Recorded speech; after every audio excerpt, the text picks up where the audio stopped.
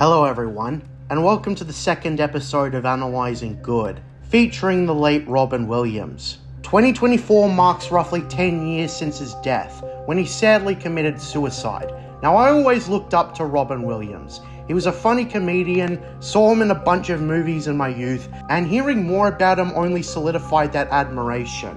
I don't think my community post did the man enough justice, so that's what this video is for.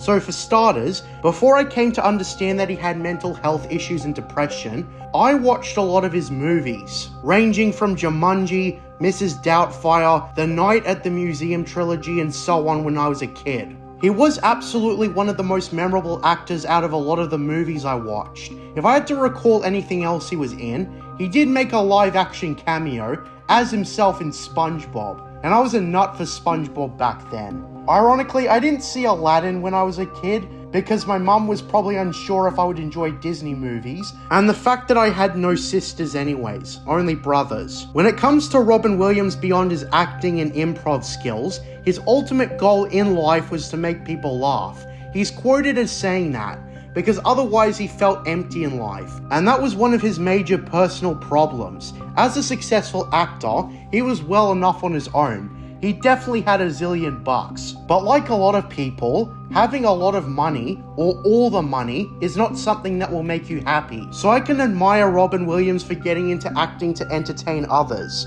I've also seen in a lot of online forum posts that talk about nice versus rude celebrities. Robin Williams was always top rated as one of the kindest and easiest to work with people ever.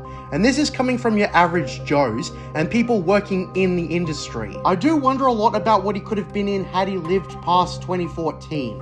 We know that we're going to make a sequel to Mrs. Doubtfire, which, for the uninitiated, is about Robin Williams' character dressing up as a Scottish grandma in order to keep seeing his kids after his divorce with his wife.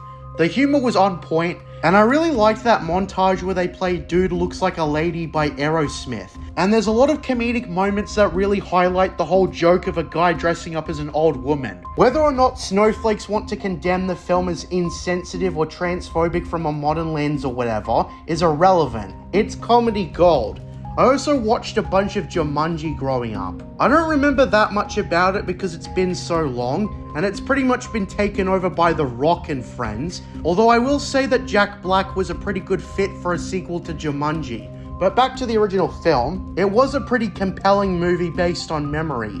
Then there's the final thing I remember him most for, The Night at the Museum trilogy. He played the 26th American President Teddy Roosevelt in those films, and while he was a bit sidetracked in the second film, as Teddy didn't appear much in that movie, he was brought back to a central role in the third film, and given this is around the time he passed away, the film was dedicated in his memory. Now, Ben Stiller might have been the main actor in those movies, but that's besides the point. That's what I remember Robin Williams for the most. I also have partially seen films like Hook, Flubber, and Good Will Hunting, the last of which is perhaps one of his most serious roles. And from what I saw of that movie, he played that role straight. So he does have a bit of a role even though he's known for comedic roles. I also have to say he was gone too soon. I started thinking about a bunch of comedies that came out post 2014 that he would have been great to star in. And I like to imagine what films would have been greenlit or existed had he continued on 10 years later. But that's not a burden I hold against him posthumously. As I said earlier, Robin Williams was someone who, despite great success and dedication to making other people happy, and the fact that everyone loved him, he did not love himself. As it was confirmed 10 years ago from his then wife Susan Schneider that he had Parkinson's disease and was actively dealing with depression and paranoia, and that sounds like a nightmare. Then he committed suicide when he reached his limit, which I do not blame him for. The battle between life and death is always a hard battle, because the thing is, what happens after you die?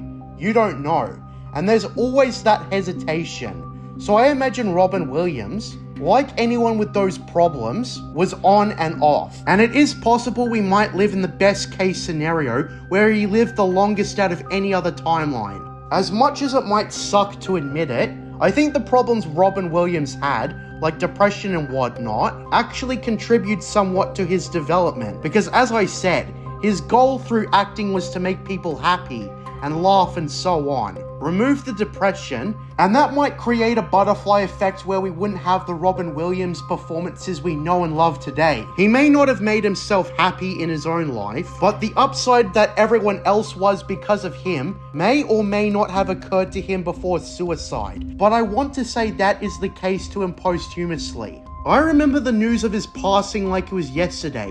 It was a big deal for such a big star. And while 2014 in general may seem like an eternity ago, his death always stuck out in the back of my mind. I can say at the very least that 10 years on, we still remember him and his work, and who he was. And even though I would have been 11 years old when he died, I still wish to pay my respects 10 years on. So thank you, Robin Williams. That's what I wanted to say about someone I personally admired then, and certainly now. Especially now that I understand his struggles. While I would not blame him for venting, he surprisingly kept that to himself, because again, that wasn't his goal in life. So that is Robin Williams, the story of a renowned comedian who can make everyone happy except himself. And that, like it or not, is what immortalized his legacy. That is my piece on Robin Williams. Thank you for listening, and if you can, I'd like you to share your own thoughts on Robin Williams. See ya.